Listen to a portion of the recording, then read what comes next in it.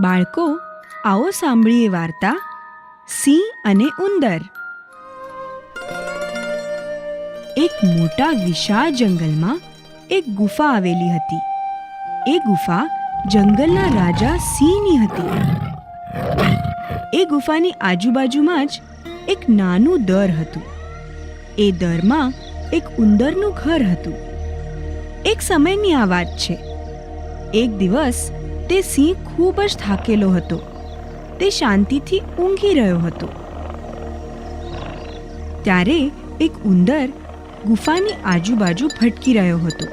તેણે જોયું સિંહ શાંતિથી સૂઈ રહ્યો હતો અને પેલો ઉંદર રમત મસ્તીના મૂડમાં હતો.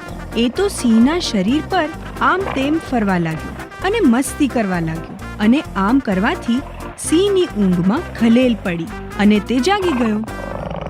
જાગતાની સાથે જ તેણે સામે ઉંદરને ઊભેલો જોયો અને તે બોલ્યો, "એ નાનકડા ઉંદર, તે મારી ઊંઘ બગાડી. હું તને મારી નાખીશ. તને નહીં છોડીશ." ઉંદર ડરીને બોલ્યો, "માફી માંગુ છું. મને જવા દો. મહેરબાની કરો. જો મને તમે જીવતો જવા દેશો તો એનો બદલો હું ભવિષ્યમાં જરૂર ચૂકવીશ." સિંહ વિચારવા લાગ્યો, આ નાનકડો એવો પ્રાણી ભવિષ્યમાં મારા માટે શું કરી શકશે? તે કમજોર પ્રાણી છે. ચાલ જવા દે, નાનું પ્રાણી છે.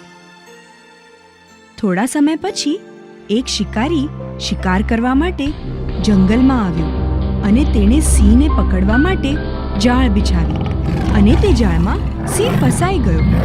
સિંહે તે જાળમાંથી છૂટવા ઘણા પ્રયત્ન કર્યા, પણ કંઈ ફેર નહોતો પડતો. તે કોઈની મદદ માટે ગર્જના કરવા લાગ્યો. જોર જોરથી ગર્જના કરવા લાગ્યો.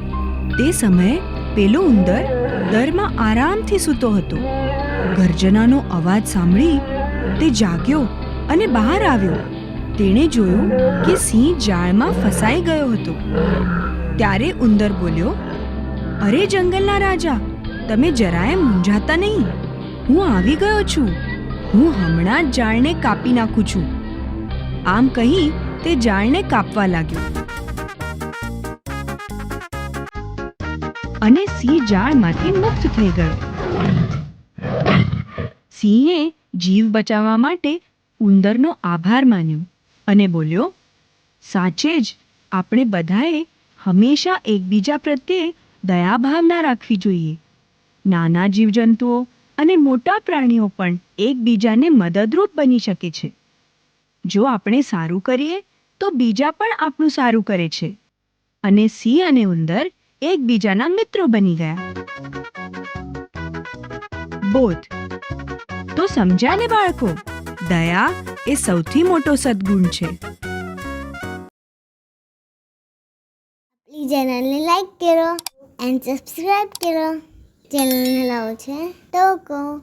Thank you.